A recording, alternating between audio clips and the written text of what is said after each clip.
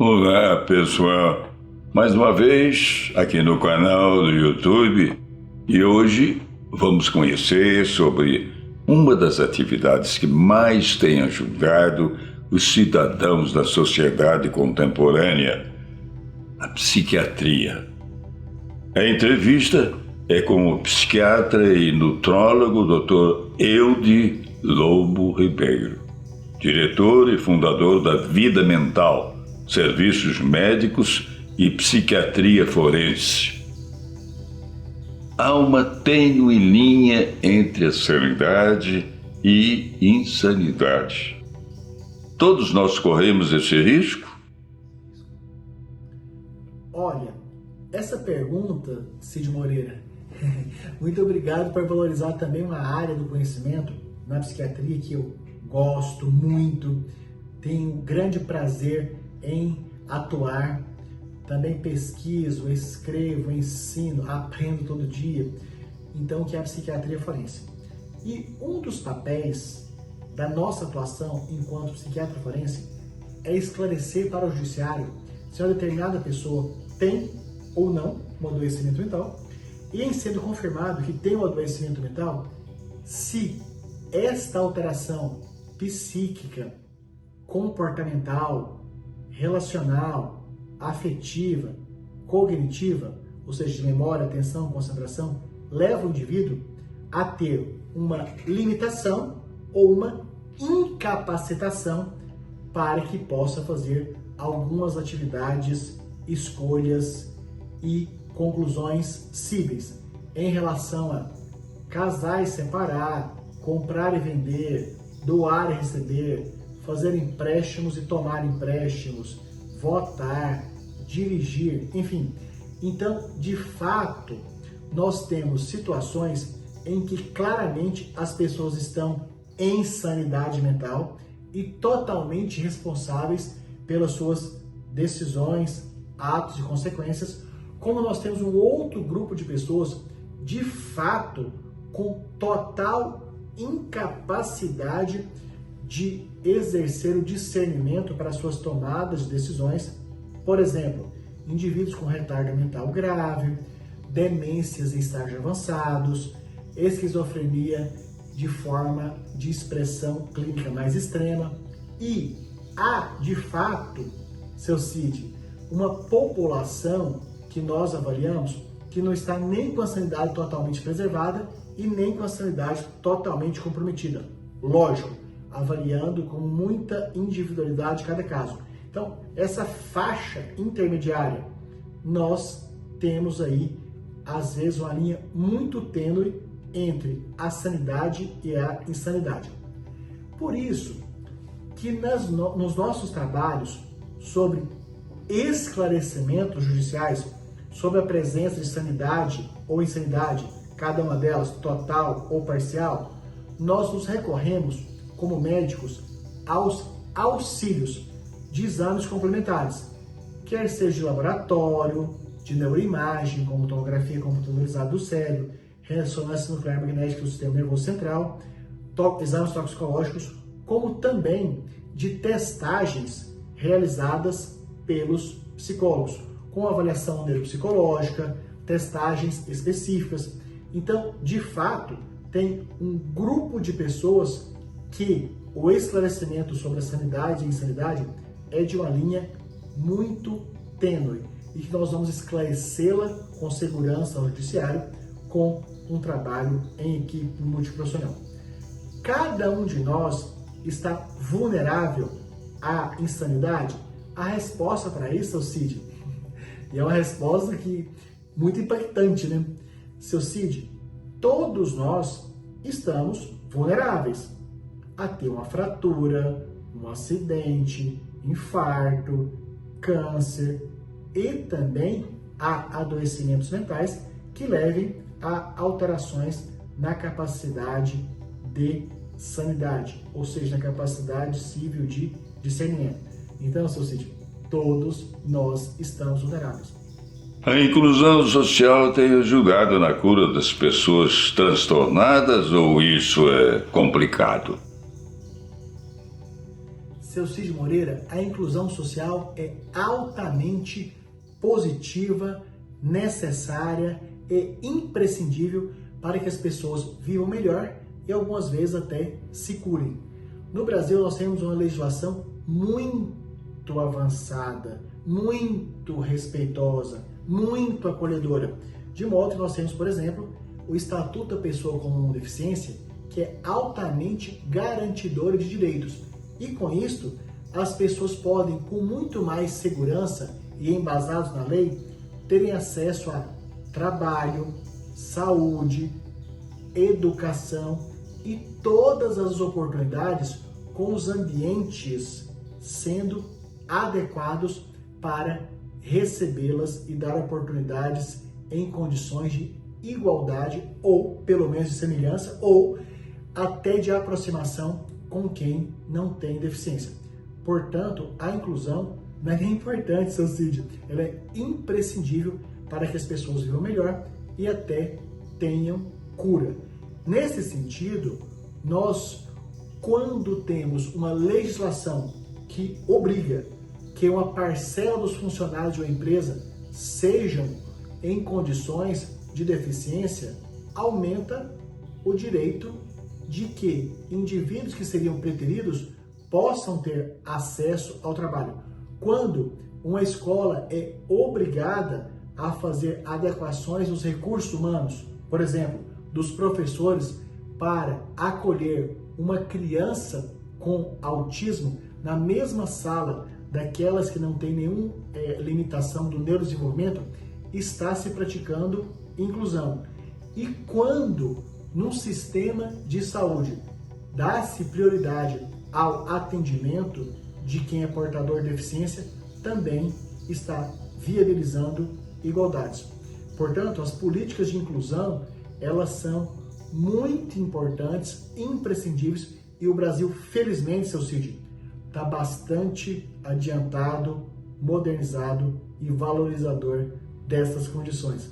Essa é uma pergunta de aspecto também social, seu Cid, muito importante, porque eu, o senhor e todos nós que temos a oportunidade de informar, precisamos reforçar que as pessoas com qualquer deficiência física, mental, funcional ou de qualquer natureza têm os seus direitos garantidos em leis, especialmente no Estatuto da Pessoa com Deficiência.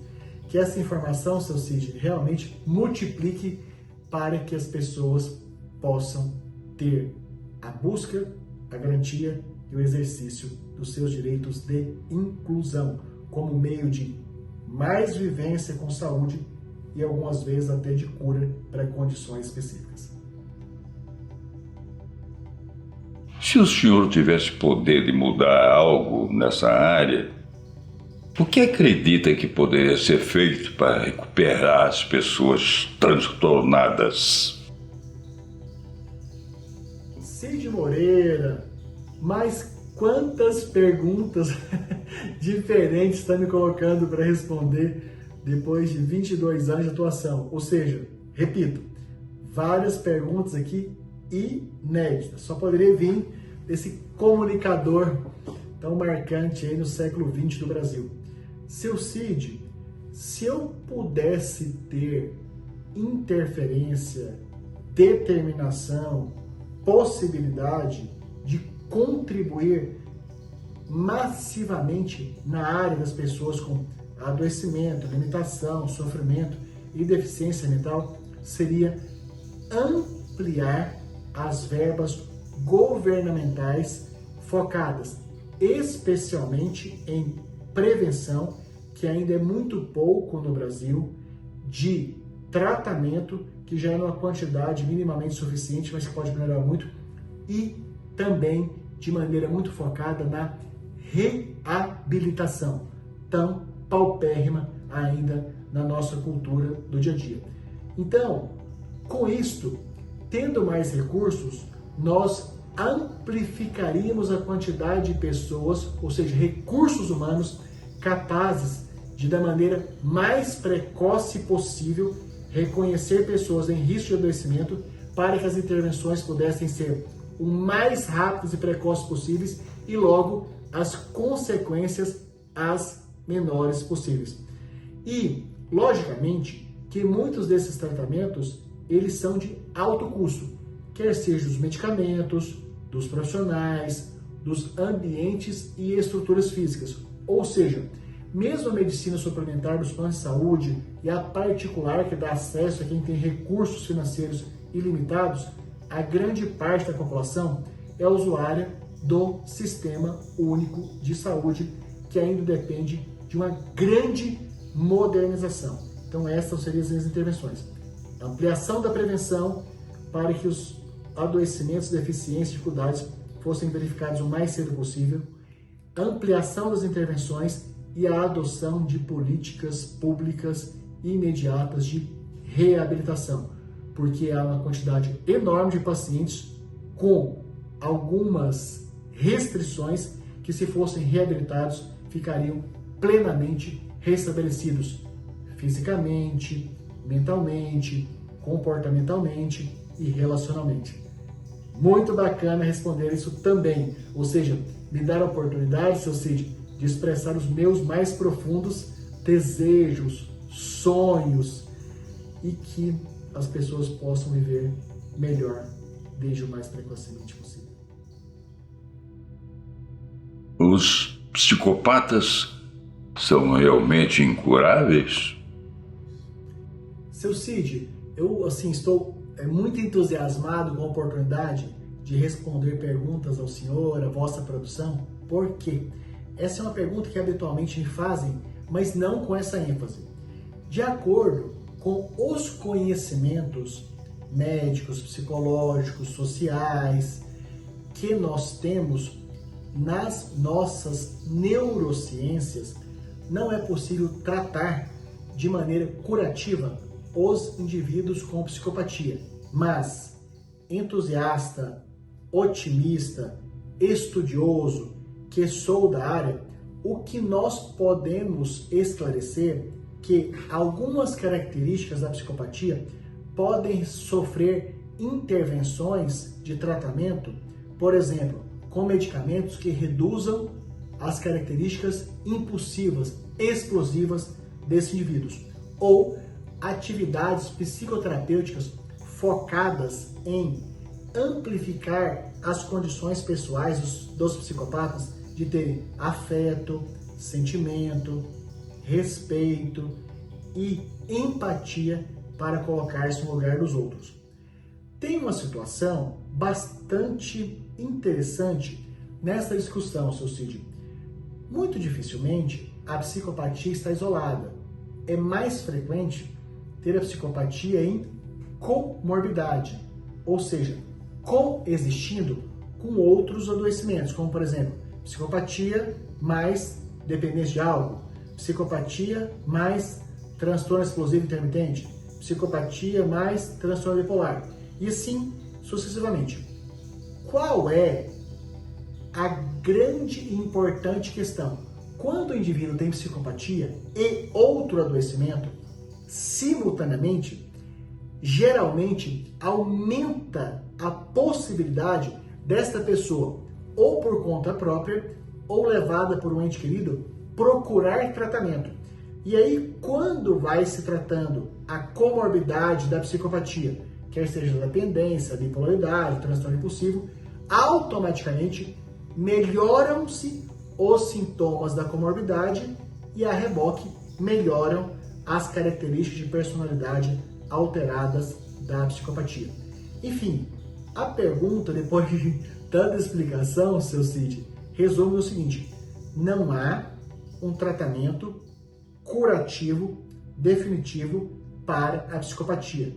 Mas isso não justifica e não explica o fato dessas pessoas terem direito, instrução e acolhimento para tratamento, objetivando ao menos que suas características doentias de risco para si e para os outros possam ser minimizadas.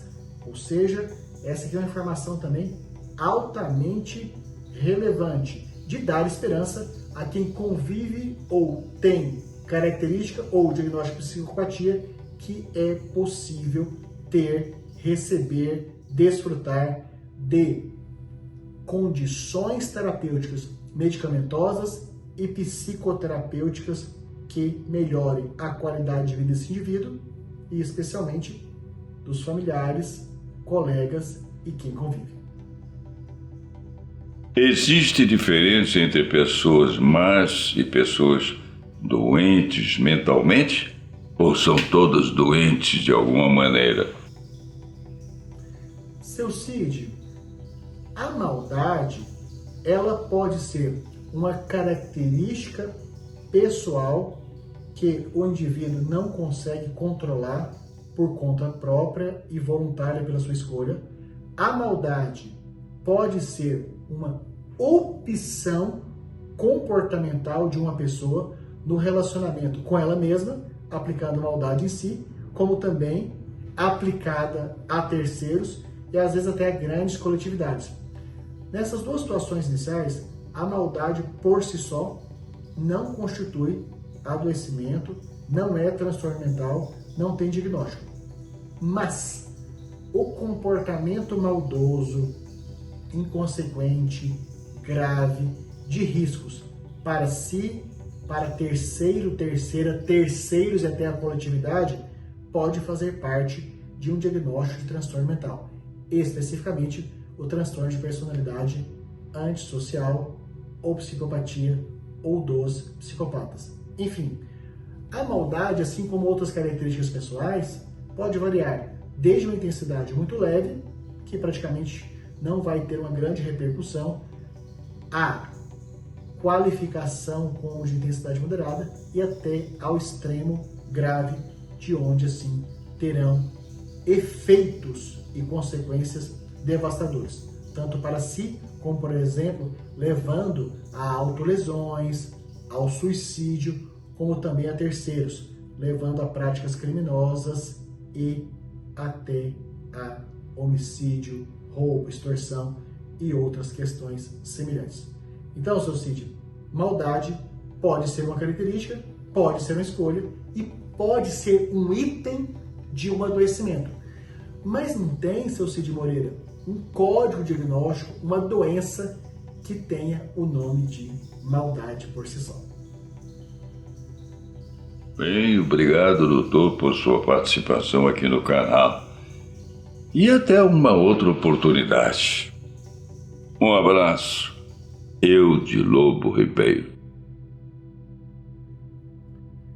Meu, nosso, queridíssimo seu Cid Moreira, que gratidão por poder contribuir contigo, com a vossa produtora, senhora Fátima, muito carinhosa, acolhedora, afetiva, respeitosa com o entrevistado, pela possibilidade de tratar de uma pauta tão importante, tão necessária, de absoluta aplicação social pela nossa responsabilidade como cidadão, médico, jornalista, comunicador, formador de opinião.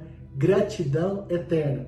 Confesso que sempre foi um sonho ser entrevistado por ti. Muito obrigado por essa oportunidade, seu Cid Moreira, vê-lo com tanta vitalidade, desejo pelo trabalho, compromisso com a informação de qualidade e também um agradecimento especial à vossa produtora maravilhosa, Dona Fátima. Muito obrigado ao seu público.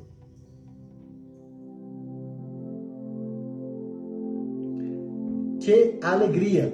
Recebi aqui, é emocionante, hein? O livro Boa Noite, Cid Moreira, a grande voz da comunicação do Brasil, de autoria da Dona Fátima Sampaio Moreira, esposa. Então, que autógrafo especial. Ao Elde, a vida sempre vale a pena. 100% concordante. Assinado aqui, então, pela Dona Fátima e pelo seu Cid, de 27 de julho de 2024. Que gratidão por esse presente. Ou seja, porque ele é meu ídolo de décadas.